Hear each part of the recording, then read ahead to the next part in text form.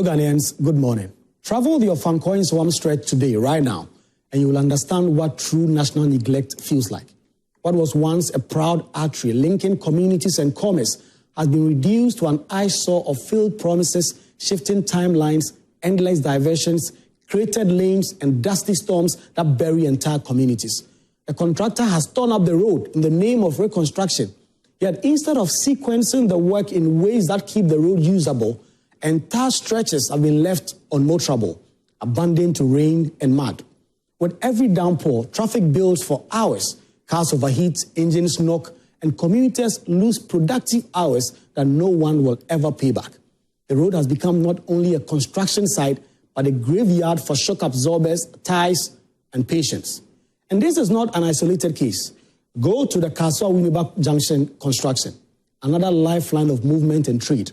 The contractor has peeled off the entire bitumen surface, a surface that, while not perfect, was in reasonable shape, and now in its place lies a dusty battlefield of gravel and broken asphalt. The work is meant to expand the road, but common sense demands that if the road is still in active use, one lane is left functional while the other is built. That is how it is done in countries where human suffering is not treated as collateral damage. But here in this country, we prefer to destroy the whole stretch at once, leave citizens at the mercy of chaos, and call it progress. What exactly do our engineers write into these contracts? What does the Ministry of Roads and Highways demand of these contractors? Why do they not insist that every reconstruction project must include workable timelines, phased implementation, dust control, and proper diversions, as well as guarantees of motorability for the road users while the work is ongoing? Instead, we watch as contractors create disaster zones, move at their own pace, shift timelines with impunity, I should say, and leave communities to choke in dust and wallow in mud. It is as if the people who live along these roads do not matter, as if the cost of lost man hours, extra fuel, car maintenance, and collapsing small businesses is invisible. Fellow Ghanaians, we are not asking for miracles. We are asking for standards. We are asking for the most basic respect for human beings. In countries with even half our resources, contractors do not bulldoze the entire road at once. They complete it, phase by phase. They complete one side while keeping the other motorable. They water dusty lanes regularly to reduce pollution. They build proper diversions that marry inconveniences like this. Yes, they do not cripple like we've seen with these constructions. Here we are treated as though we are some animals, made to pay twice, once through our taxes and again through the destroyed cars and health bills, all because the state has no will to hold contractors accountable. The Ofankor Nsawam Road is more than asphalt. It is a lifeline of tens of thousands of Ghanaians who commute daily from the eastern region and the northern parts of this country. Traders carrying goods, workers rushing to jobs, students on their way to schools, family visiting loved ones, all of them condemned to waste hours each day in choking traffic because someone signed a contract that did not prioritize their dignity.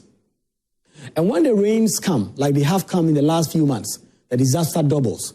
Water mixes with gravel and dust to create a sludge that traps vehicles, causes traffic, and makes even short journeys unbearable. What kind of governance is this, fellow Ghanaians, where communities are allowed to suffer for years on end, while contractors give excuse after excuse after excuse and shift deadlines like the hands of a broken clock? What kind of leadership allows a contractor to dig up an entire stretch, disappear for months, and then return with another shifting of the same promise? What kind of respect for citizens is this when families breathe dust daily, when shopkeepers wipe layers of dust from their goods every hour, when taxis and truck drivers spend half their earnings at the mechanic shop because of how poor the road is? This is not development. This is punishment, and it must end. We must begin to demand that contractors do better, that contracts are written not only to enrich contractors, but to protect citizens. We must insist that every road project includes clear standards for dust suppression, phased construction, motorable diversions, and strict penalties for missed deadlines. We must demand that contractors be held to account publicly, not in the quiet of offices of bureaucrats who are too quick to extend deadlines and too slow to defend their people. Fellow Ghanaians, the truth is simple. Ghanaians deserve better roads. But even more importantly, Ghana deserves better road construction practices. If we cannot build without destroying, if we cannot expand without punishing, if we cannot pave without choking, then we have lost the meaning of progress. A road should connect, not torment. A contract should deliver, not excuse. And a state that fails to demand better from contractors is a state that has forgotten its duty to its people. And let's talk about the human cost.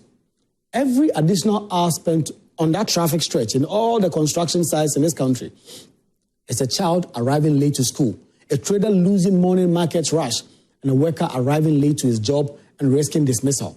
The economy bleeds silently through wasted time, wasted fuel, and wasted energy. Mechanics may be smiling, yes, but only because shock absorbers and suspensions and tires are collapsing at a rate never seen before on these stretches. Families that could be spending more time together, spending their meager resources on food and education, are now diverting it to endless vehicle repairs caused not by accident, but by the incompetence of contractors. Imagine the shopkeeper in Amasaman who sweeps her shelves 3 times a day or more because the dust from the road coats every tin and every bottle in that shop. Imagine the trotro driver who spends more on spare parts than he earns in profits. Imagine the asthmatic child who coughs endlessly because the dust suppression is not part of the contractor's concerns. These are not statistics. These are real lives diminished daily by a system that is simply refusing to put these people first. And while we struggle, fellow Ghanaians, let us lift our eyes abroad for just a moment. In Kenya, just right here on this continent, Africa, when a major road expansion is launched, diversions are properly paved and signposted, and timelines are communicated clearly to the public. In South Africa, contractors know that missing deadlines attract stiff financial penalties, and they build in phases to avoid crippling entire communities. In Europe, you can drive through construction zones where contractors work night shifts, leaving at least one lane open and spraying water to keep dust down. These are not miracles. These are standards. They show respect for citizens, and until this country demands the same, will remain stuck in mud, literally and metaphorically. Fellow Ghanaians, road projects are meant to symbolize progress, not punishment. When citizens begin to dread construction more than they dread potholes, something has gone terribly wrong. Roads are supposed to bring us together, to connect cities, to reduce travel time, to boost trade. Instead, ours have become corridors of frustration, killing productivity, killing dignity, and in some cases, even killing lives when accidents occur in these chaotic zones. This state cannot continue to look away.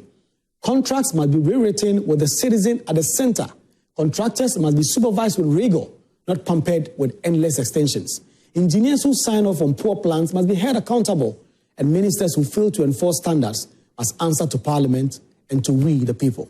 We cannot continue to pour billions of cedis into projects that produce nothing but dust, mud, and excuses. Fellow Ghanaians, our roads are not charity. They are our rights. And if the state and its contractors cannot deliver them with respect, then they are failing the very essence of governance. This country deserves better. The people who live on these roads deserve better. And hopefully, in the coming days, the contractors on these sides begin to deliver on the contracts they signed. Good morning, fellow Ghanaians.